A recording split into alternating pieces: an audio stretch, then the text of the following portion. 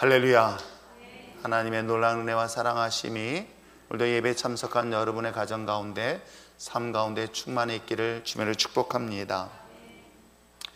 목회자로서 처음 시작할 때가 저는 전도사 때였습니다. 목회 연륜이 있었던 것도 아니고 경험이 있었던 것도 한 사실 아닙니다. 직장생활을 오랫동안 하다가 뒤늦게 주님을 인격적으로 만난 후 더욱더 주님 앞에 헌신하고자 하는 마음이 있었기에 신학을 하게 되었고, 이제 처음으로 교회를 개척할 당시가 바로 24년 전 제가 전도사 때 교회를 개척했습니다.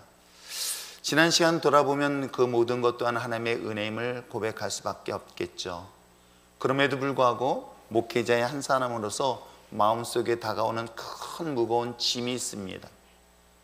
때에 따라서 목회자로서 다가오는 큰 짐, 무거운 죄책감들이 내 삶에 밀려올 때가 있습니다.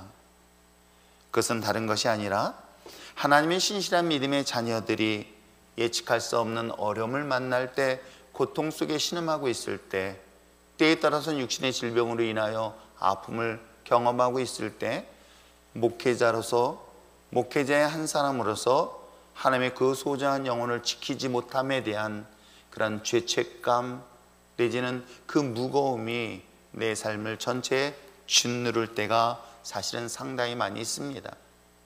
신실하게 믿음으로 주님 바라보다가 신앙의 위기를 만나고 시험에 빠져서 고통당하는 영혼들을 볼 때마다 목회자의 한 사람으로서는 또한 심한 좌절감과 죄책감에 빠질 때가 사실은 참 많이 있습니다.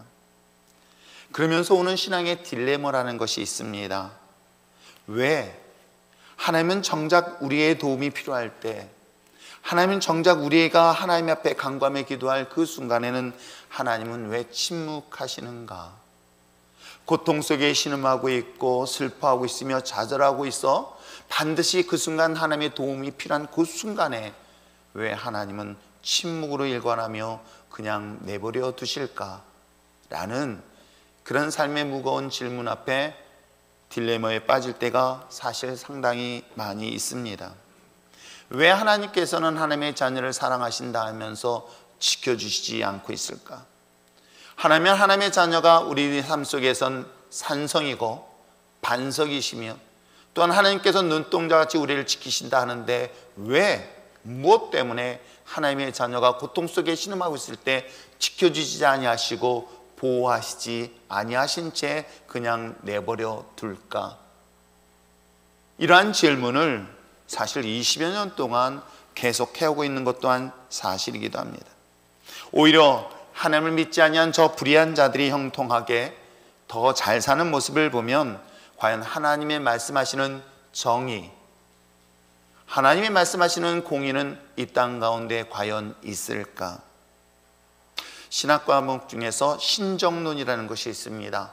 그것은 신과 정의라는 단어의 합성어이죠. 과연 하나님은 정의로우신가? 라는 질문에 대한 답을 내어놓는 과목 책이기도 합니다. 사실 오늘 본문에서도 동일한 문제를 가지고 우리로 하여금 고민하게 만드는 본문이 본문 내용이기도 합니다. 본문 내용을 좀 더 살펴볼까요? 예루살렘으로부터 약 3km 정도 떨어진 베단이라는 마을이 있습니다. 이 베단이 마을에서 일어난 사건을 오늘 성경을 통해서 소개를 하고 있지요. 과연 베단이 마을에 누가 살고 있었습니까? 오늘 성경에 기록되어 있는 것처럼 마리아, 마르다, 그리고 그의 오라버니 이 나사로가 살고 있는 동네가 바로 이 베다니 마을이기도 합니다. 이 마을 속에 살고 있는 마리아, 마르다, 특별히 나사로, 주님께서 관심과 사랑을 보였던 이 특별한 이 가정 속에 큰 위기가 오늘 성경을 통해서 소개를 하고 있죠. 그게 바로 나사로의 질병 문제였던 것입니다. 그렇게 사랑하는 귀한, 특별히 사랑하고 관심을 갖는 이 가정에 주신 이 자녀들, 이 질병으로 인하여 고통을 당하고 있습니다. 이 질병이 얼마나 위협적인지 뒷부분에 보면 나사로가 죽음에 이르고 있으니 일반적인 그런 병은 분명히 아니었던 싶습니다. 그런 위급하고 위중한 상황 속에서 마리아와 마르다가 선택한 것은 Help me, 도와주세요 라고 하면서 긴급하게 예수님이 있는 곳에 사람을 보내어 신방을 요청하고 있는 내용이 우리가 함께 읽었던 본문 내용이죠. 예수님께서는 당시 어디 있었을까? 요단강을 중심으로 요단강 동편 쪽에 머물고 있으니 그것은 오늘날로 얘기한다면 바로 요르단이라는 지역으로 예측되어지고 있는 곳이기도 합니다. 그 먼 곳까지 사람을 보내어 자신의 오라버니 죽음에 이르고 있는 이 고통 속에 심하고 있는 이 나사로를 고쳐달라고 요청하고 있는 상황이라고 한다면 이게 얼마나 급박한 상황인가를 충분히 알 수 있는 내용이 아닐까 생각을 합니다. 예수님께서 뭐하러 굳이 저 요단 동편 오늘날의 요르단까지 도망갔을까? 그것은 우리 앞부분 우리가 지난 10장의 말씀을 통해서 알 수 있었듯이 예수님이 앞을 볼 수 없는 소경을 고치고 난 다음에 그로 인하여 갈등이 되었습니다. 바리새인들과 다툼이 되었습니다. 심지어는 예수님을 잡아 죽이려는 위기상 속에서 제자들과 잠시 피신하였던 곳이 바로 요르단, 즉 요단 동편 쪽에 머물고 있는 것은 9장 40절에 기록되어져 있습니다. 자, 이런 위급한 상황 속에서 신방을 요청했었을 때에 그들의 마음은 굳이 설명하지 않아도 마리아와 마르다는 간절함이 아마 최고의 위치에 있지 않을까 생각하지요. 여러분, 신방을 요청합니다. 주님이 우리 가정에 이런 위기가 있으니 반드시 오셔서 우리 가정의 위기의 문제를 고쳐주시옵소서, 해결해 주시옵소서 라고 요청했었을 때 일반적인 우리들의 마음은 우리들의 기대와 달리 주님은 뜻밖의 선택을 하고 있으니 이 선택하는 이 장면만 보더라도 우리는 큰 시험에 빠지지 않을까 생각이 되어지는 내용이 바로 6절에 기록되어져 있죠. 자, 한번 볼까요? 6절에 어떤 일이 있습니까? 읽겠습니다. 시작. 나사로가 병들었다함을 들으시고 그 계시던 곳에 뭐예요? 이틀을 더 유하고 있다라고 기록하고 있는 거예요. 지금 굉장히 급한 상황입니다. 긴급한 상황인 거예요. 어찌 보면 응급실로 들어가야 될 정도로 또 중환자실로 들어갈 급박한 상황 속에 신방을 요청했을 때에 오늘 예수님께서는 오히려 자신이 머문 곳에서 더 머물면서 이틀을 유하고 있는 내용이 본문 내용입니다. 일부러 더디옷이 움직이시고 있는 예수님의 모습, 심지어는 나사로가 죽을 때까지 기다리고 있는 모습으로 성경은 소개하고 있습니다. 자, 그렇다면 오늘 이 본문을 보면서 우리가 신앙적 딜레마, 질문을 하게 되어지죠. 첫 번째 질문은 무엇일까요?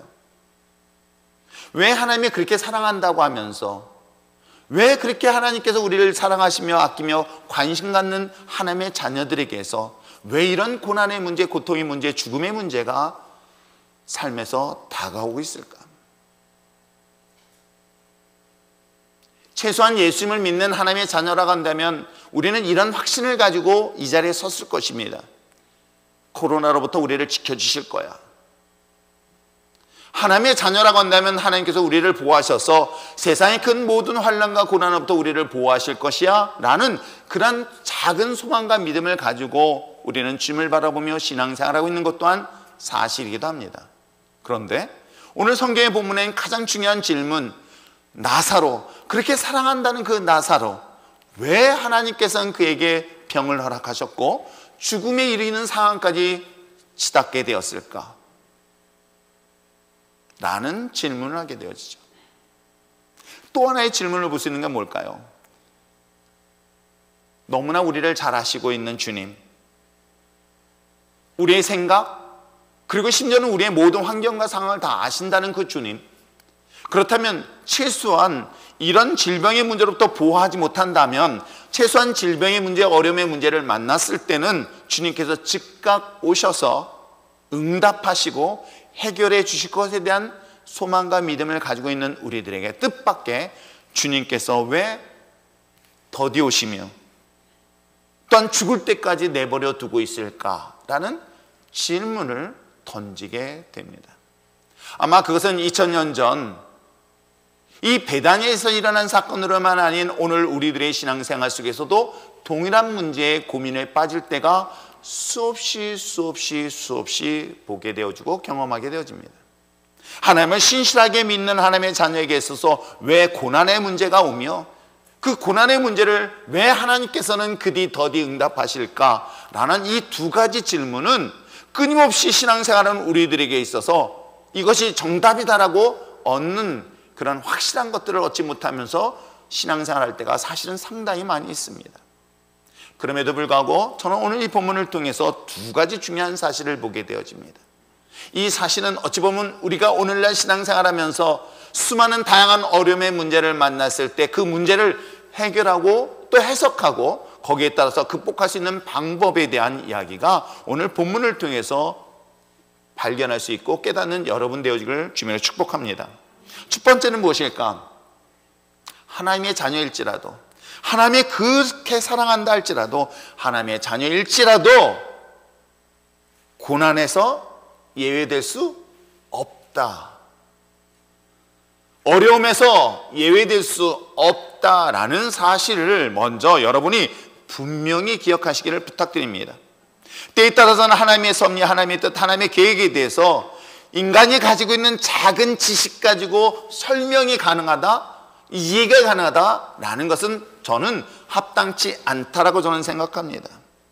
때에 따라서는 하나님의 계획과 섭리를 이해할 수 없으며 또한 목회자로서 설명이 불가할 때가 사실은 참 많이 있습니다. 왜 하나님께서 이런 문제를 주십니까? 라는 것에 대한 정확한 해석을 내리기가 상당히 어려울 때가 사실 참 많이 있습니다.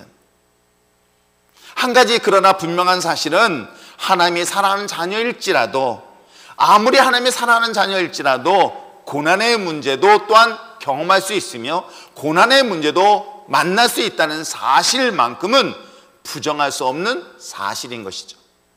아무리 하나님의 자녀일지라도 왜 이런 어려움의 문제를 줬는지는 설명할 수는 없지만 한 가지 분명한 사실은 하나님의 사랑하는 자녀일지라도 고난, 고통, 실패와 좌절의 문제를 경험할 수 있다라는 것들을 먼저 인식하고 깨닫는 저와 여러분 됐으면 참 좋겠습니다. 병든 나사로 오라버니를 위해서 마리아와 마르다가 선택한 것은 딱 하나예요. 예수님이, 그 먼 곳에 숨어 계신 예수님이 빨리 오셔서 우리 오라버니를 고쳐주세요 라는 것이 본문의 이야기이기도 합니다. 그것이 바로 2절과 3절에 기록되어져 있지요. 자, 마리아와 마르다에 대한 소개를 하면서 그들이 어떤 방법으로 자신의 오라버니 문제를 해결하고 있을까 한번 보시길 바랍니다. 자, 2절, 3절 또 한번 읽어보시길 바랍니다. 시작.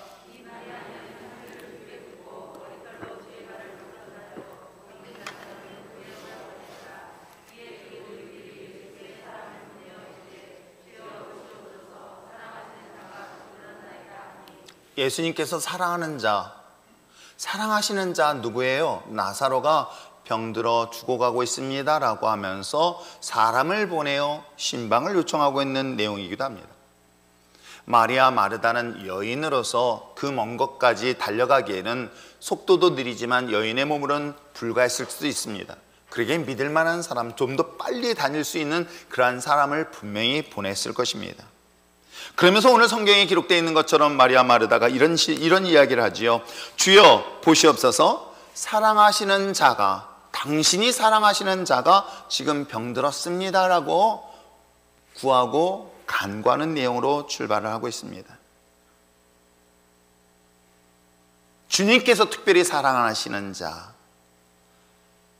그런데 예수님께서는 나사로의 가족에 대하여 특별한 감정이 이 본문, 짧은 본문을 통해서 표현되어지고 있는 것 여러분 아십니까? 그래서 가끔은 이 한글 성경에서 약간의 해석하는 데서의 모순 또는 오류를 범하는 경우가 종종 있습니다. 같은 단어인데도, 예를 들어서 시험에 대한 단어가 사실은 한글 성경에는 똑같은 시험을 합니다. 하나님은 시험하지 아니하신다 라고 하는가 하면 동시에 하나님은 사랑하는 자에게 시험을 주신다.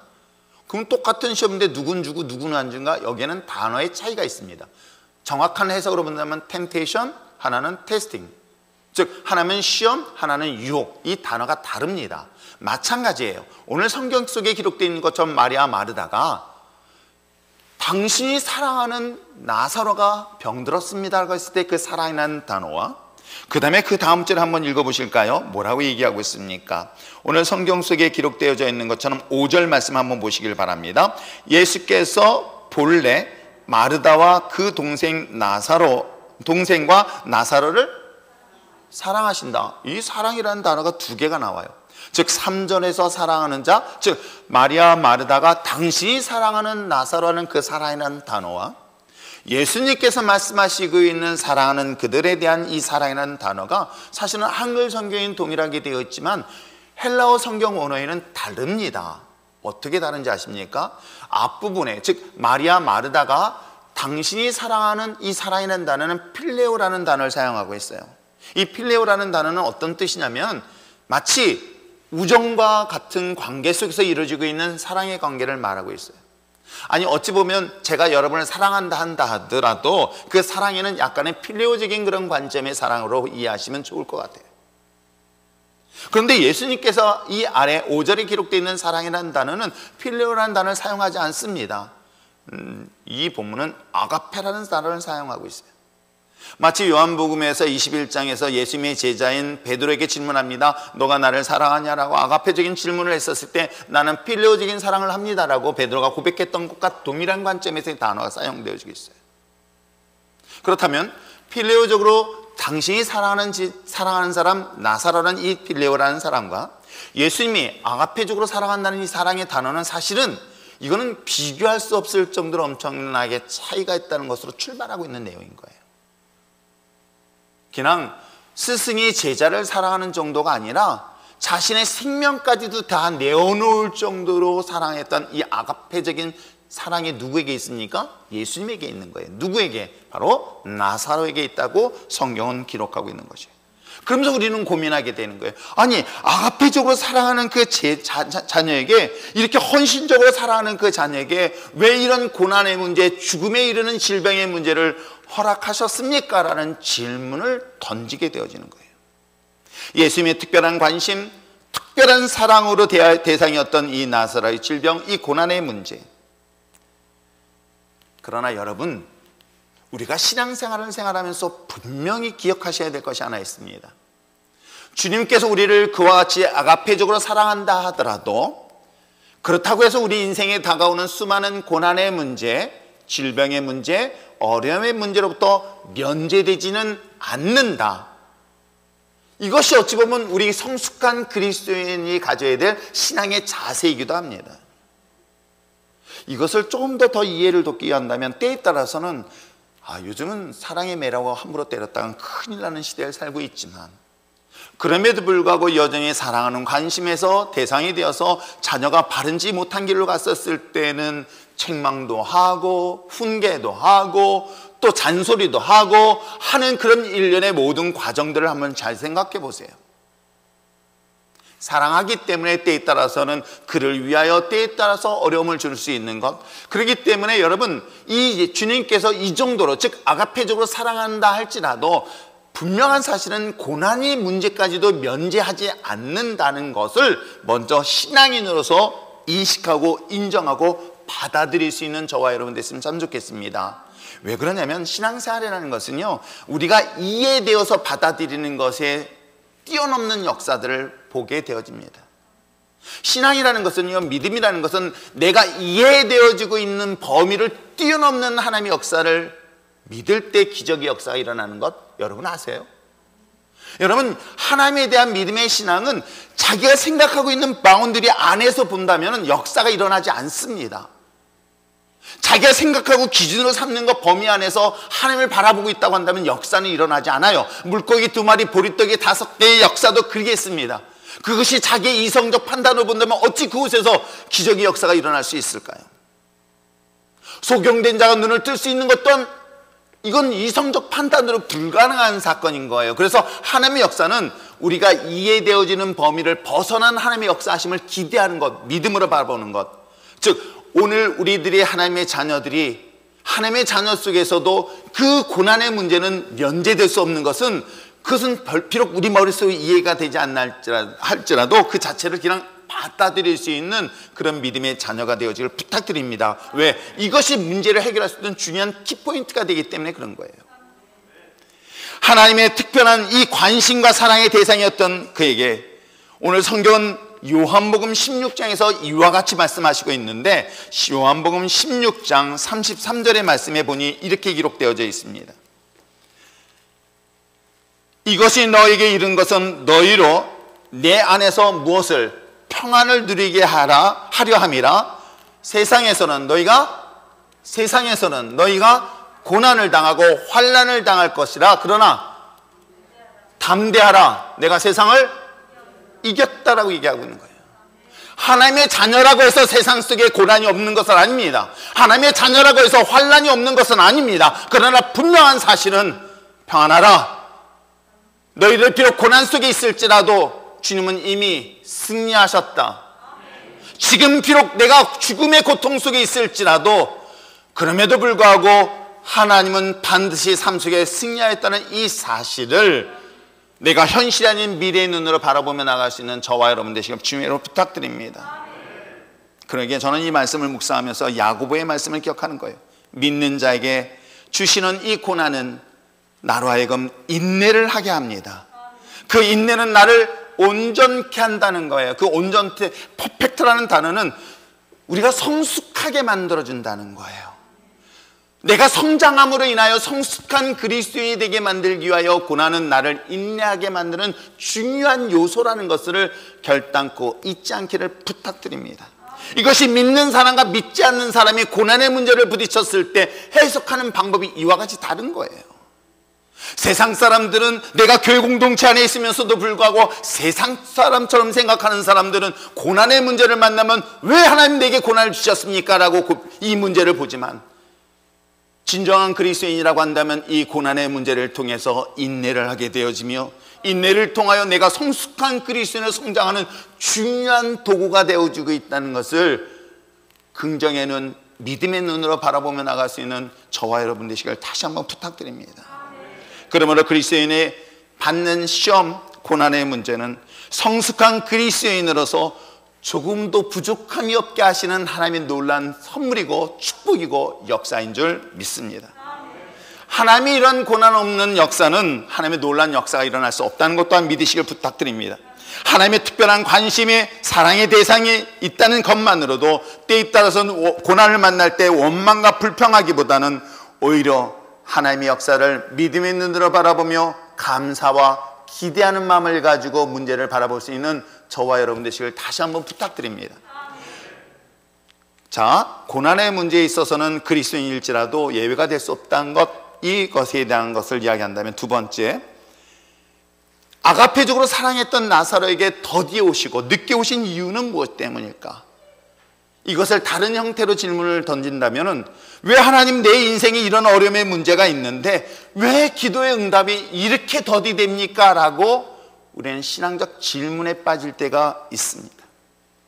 우리를 위하여 죽기까지 살아가신 주님께서 내 인생의 고난의 문제 때문에 이리 부르짖고 이렇게 고통스러우며 하나님 앞에 호소하고 있는데, 하나님은 어째 그 응답이 더디되어지고 더디되어서 마치 그 하나님의 침묵 속에 하나님은 나를 버린 것은 아닐까요? 라는 그런 심한 신앙적 딜레마에 빠지게 내버려뒀을까?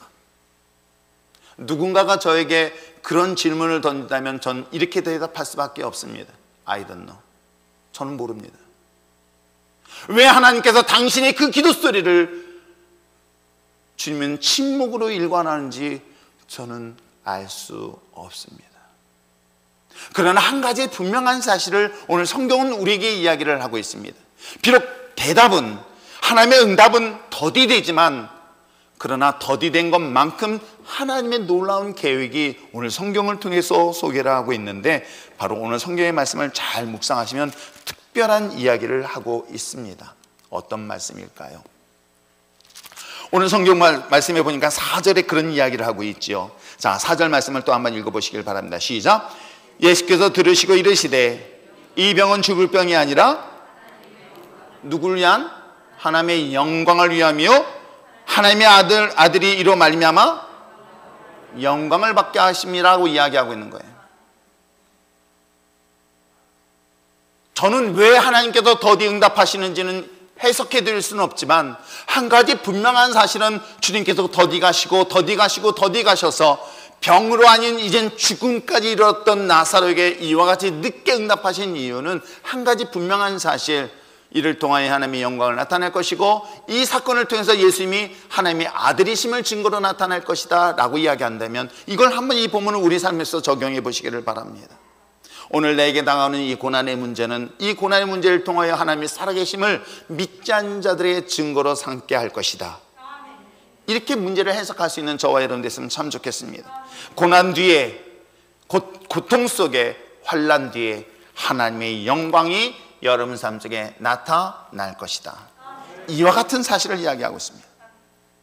자, 우리가 9장과 10장 요한복음을 계속 보면서 9장과 10장에서 누구를 소개하고 있는지 아시죠?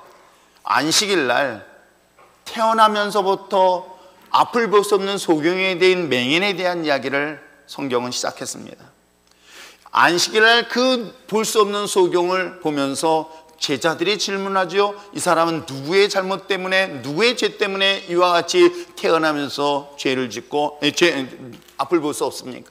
그것이 본인의 죄 때문일까요? 아니면 부모의 잘못으로 인하여 이 사람이 평생 앞을 볼 수 없는 소경의 삶을 살아야 될까라는 질문으로 시작했습니다. 그때 예수님께서는 9장 3절에 뭐라고 얘기하시는지 아시죠? 이 사건을 통해서 하나님의 일을 나타내기 위함이다. 그러면 하나님의 일은 과연 무엇일까요? 하나님의 영광을 드러내는 일은 과연 무엇일까요? 우리는 간혹 하나님에 대하여 심판하시는 하나님으로 오해할 때가 종종 있습니다. 그러나 여러분, 구약부터 신약까지, 즉 창세기부터 계시록까지 가장 중요한 핵심적인 포인트의 내용은 뭔지 아십니까? 심판이 아니라 구원이에요.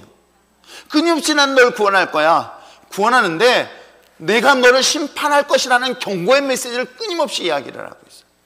그 얘기는 뭐냐면, 내가 너를 심판할 것이다, 그러니 돌아오라 라는 그 메시지 속에서는 심판이 목적이 아니라, 심판의 뜻이 아니라 뭐예요? 하나님은 넌 구원하시겠다라는 중요한 메시지가 성경 66권에 모두 기록되어 있다고 보셔도 됩니다.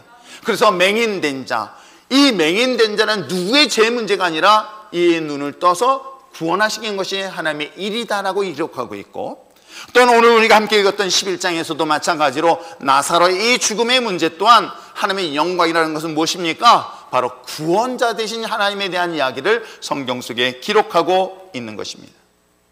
하나님 믿는 자에게선 세상에선 실패할 수도 있습니다. 그러나 여러분, 분명할 것은 실패라는 것이 인생의 끝은 아니라는 것입니다. 그것이 과정이라고 이해하셔도 틀림없을 것입니다. 그러나 대부분의 실패의 상황에 이른다면 많은 사람들을 만날 때마다 그것이 인생의 끝이라고 하면서 스스로 인생을 포기하려고 합니다. 그러나 우리가 함께 읽었던 4절의 말씀에 있는 것처럼 우리 인생에서의 실패, 우리 인생에서의 이 죽을 병은 곧 하나님의 영광을 위함이고, 이 사건을 통해서 하나님의 아들이 영광을 받으실 것이다라는 그런 희망적이고 중요한 메시지를 여러분 마음속에 새길 수 있는 여러분 됐으면 참 좋겠습니다. 그러므로 여러분, 지금의 실패가, 지금의 고난과 고통이, 지금의 아픔이 여러분의 인생의 끝이 아니라, 지금의 아픔과 지금의 실패가 곧 하나님의 영광과 좋게 비교할 수 없을 정도로 놀라운 역사가 있을 것을 믿음의 눈으로 바라보며 나갈 수 있는 저와 여러분 됐으면 참 좋겠습니다. 심지어 죽음까지도 하나님의 영광의 도구로 삼으신다. 여러분, 죽음의 문제에 이르렀을 때는 대부분이 어떤 생각을 할까? 이제는 인생의 끝이야 라고 믿고 생각하는 사람들이 상당히 있습니다.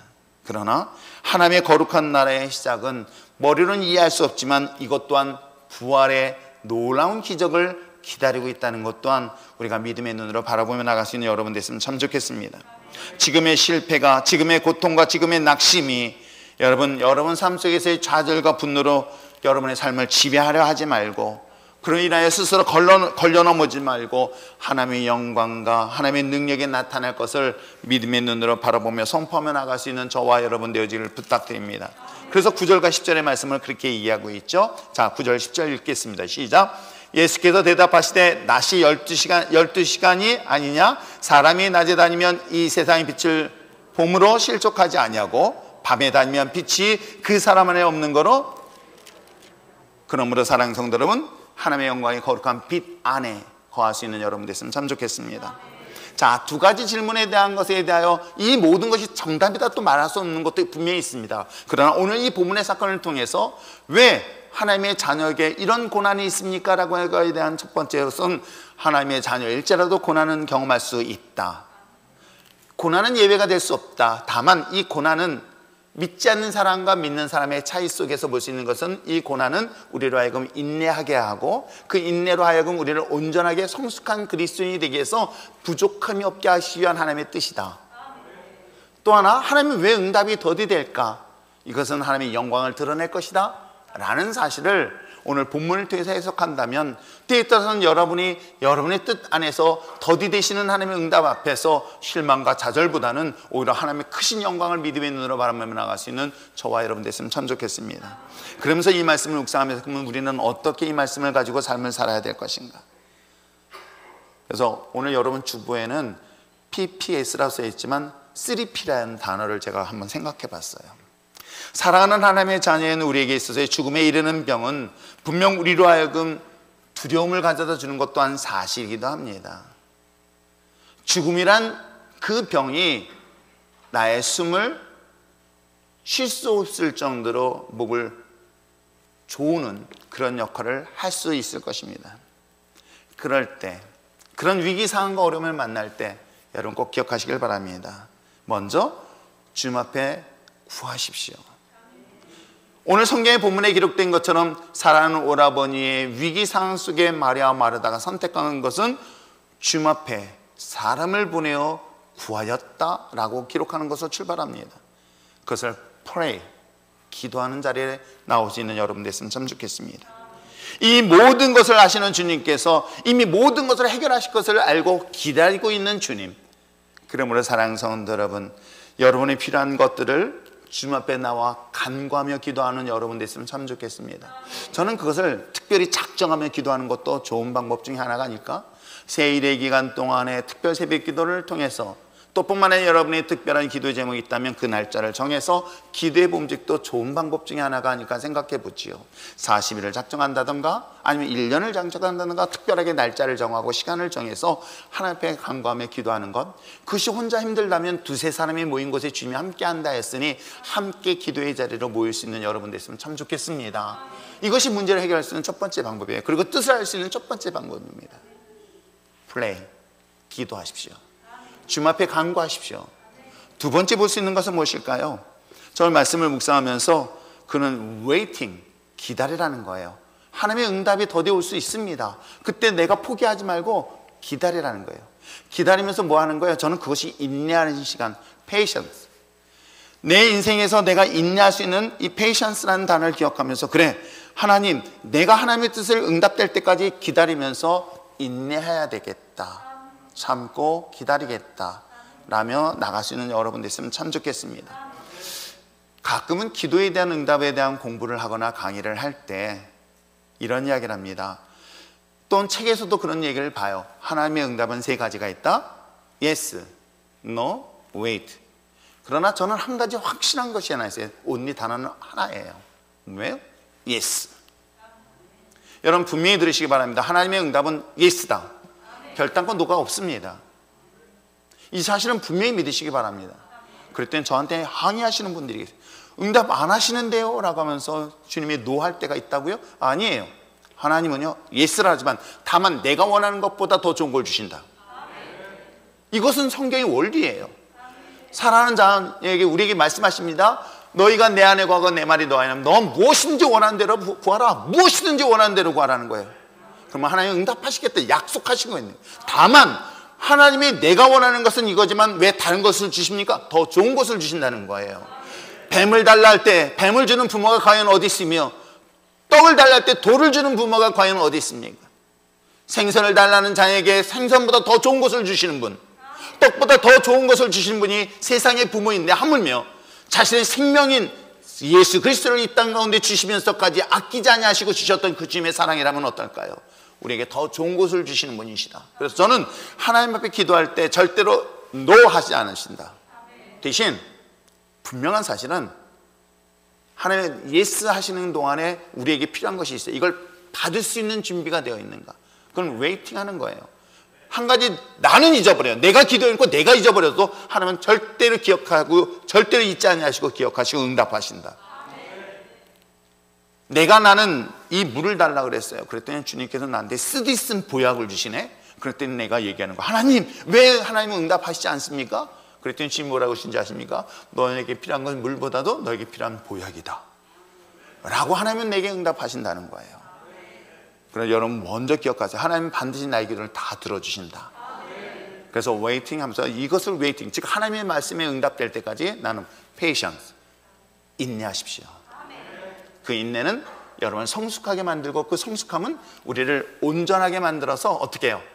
모든 것들이 구비하여 부족함이 없게 하시는 하나님의 역사가 있다는 것 잊지 마시고 부탁드립니다. 마지막으로 볼 수 있는 것은 무엇일까? 말씀 묵상하면서 주님 안에 거할 수 있는 여러분 됐으면 참 좋겠습니다. stay, 머물라는 거예요. 근데 stay, 머물면서 뭐 하라는 거예요? 지킬 것이 있어요. 우리 찬양 중에서 하나님의 이 고통 속에 우리가 할 수 있는 게 뭘까? 버티고 견디고 할 수 있는 것, 버티고 견디는데 분노만 있으면 곤란하더라고요. 아세요? 내가 버틴다, 이를 갈면서 그게 아니라 내가 지킬 것이 있더라고요. 내가 지키고 지켜야 될 것이 있다. 믿음인 거예요. 하나님, 내게 약속하신 그 말씀이 반드시 들어주실 것이야. 이것을 가지고 나는 주님을 기다립니다. 기다리면서 내가 주님의 몸된 교회를 지킬 수 있는 여러분 됐으면 참 좋겠어요. 하나님의 응답이 더디된다 할지라도 하나님의 몸된 교회를 지키고 믿음을 지킬 수 있는 여러분 됐으면 좋겠습니다. 그러기 위해서는 우리가 해야 될 것, 제가 3P를 해서 마지막 stay라는 단어보다는 또 다른 단어 있으니 그 뭐예요? protect. 여러분 어때요? 주님을 내가 믿고 의지하면서 나가지만 의외로 유혹이 참 많아요. 정말 하나님의 응답하실까? 내가 끊임없이 유혹이라는 것이 다가올 때가 많이 있어요. 시험이라는 것이 다가올 때가 참 많이 있어요. 그럴 때 내 자신의 믿음을 어떻게 해요? 내가 지킬 수 있도록 주님을 바라보는 거예요. 주님을 의지하는 거예요. 주님을 바라보지 의지한다면 나는 내 신앙이 흔들릴 수밖에 없는 거예요. 그랬었을 때 하나님, 내가 주님이 약속하신 이 약속의 말씀을 지킬 수 있도록 주님 help me 도와주세요. 그래서 내가 이 단어 속에서 그래, protect, 하나님 나의 믿음을 지킬 수 있도록, 나를 버틸 수 있도록, 내가 견딜 수 있도록 하나님 몸된 교회를 버티며 머물 수 있게 해달라고. 그럴 때 하나님께서는 반드시 우리 생각에는 하루라도 빨리 왔으면 좋겠지만, 그래서 더디 오는 것 같지만 오셔서 하나님은 드라마틱한 역사를 일으키는 것이 오늘 본문 내용인 것을 볼 수가 있습니다. 세상의 빛으로 오신 그 주님께서는 결코 우리를 실족하지 않게 하신다는 사실을 꼭 믿으시길 주님으로 축복합니다. 말씀 전체를 한번 정리해 볼까요? 오늘 예수님이 가장 사랑하는 마리아, 마르다, 그리고 나사로의 죽음의 문제, 고통의 문제, 이 문제를 가지고 주님 앞에 도움을 helpme했습니다. 근데 이 문제를 볼 때 우리가 분명한 것은 우리가 때에 따라서는 해석이 불가한 고난의 문제를 만날 수 있습니다. 그 고난의 문제를 통해서 우리는 주님을 의지할 수 있는, 즉 인내하고 또 인내를 통해서 우리로 하여금 온전한 그런 그리스도인으로 성장하기 위한 도구라는 것을 믿음의 눈으로 바라봤으면 참 좋겠습니다. 버티고 견디십시오. 어려움을 만날 때일수록 버티고 견딜 수 있는 여러분 됐으면 참 좋겠습니다. 이것이 곧 장차 비교할 수 없는 하나님의 영광이 우리를 위하여 예비되어지고 있다. 하나님 믿는 자녀들은 앞에 있는 것을 보고 보는 것이 아니라 멀리 주님을 바라보며 나가는 줄 믿습니다. 잠시 살다가는 60년, 70년, 80년의 인생을 보는 것이 아니라 우리에겐 영원한 생명인 영원한 나라가 있다는 것을 믿음의 눈으로 바라보며 살아가는 저와 여러분 되시길 부탁드립니다. 그러기 위해서 오늘 성경에 기록되어져 있는 것처럼 주님 앞에 구하고, 또한 하나님이 우리에게 주신 이 약속의 말씀을 믿고 기다리면서 하나님의 역사심 속에서 몸된 교회 하나님의 믿음 안에 거하며 나갈 수 있는 저와 여러분 되어 여러분을 통해서 하나님의 살아계심을 모든 자리에 증거하며 나갈 수 있는 저와 여러분 되시길 주님을 축복합니다. 기도하겠습니다. 우리가 말씀을 생각하시면서 함께 기도하는 시간 갖기를 원합니다. 주님, 우리 삶 속에서 수많은 어려움과 위기의 상황 속에 있었을 때에 이 주님의 말씀을 붙잡고 승리할 수 있도록 도와주시옵소서. 그럼에도 불구하고 우리가 연약하여 쓰러지고 넘어질 때가 사실 참 많이 있습니다. 그럼에도 불구하고 주님은 먼저 우리를 포기하지 아니하시고 우리 연약한 나의 손을 붙잡고 나의 인생을 붙잡고 있을 때 하나님 견딜 수 있게 하여 주시옵소서. 버틸 수 있게 힘을 주시옵소서. 하나님의 은혜 가운데 주님의 도우심을 구하오니 주님의 역사심이 오늘도 이 예배 가운데 있게 하여 주시옵소서. 머물게 하여 주시옵소서. 붙잡아 주시옵소서. 인도하여 주시옵소서. 다시 주님 앞에 간구하며 기도하시겠습니다.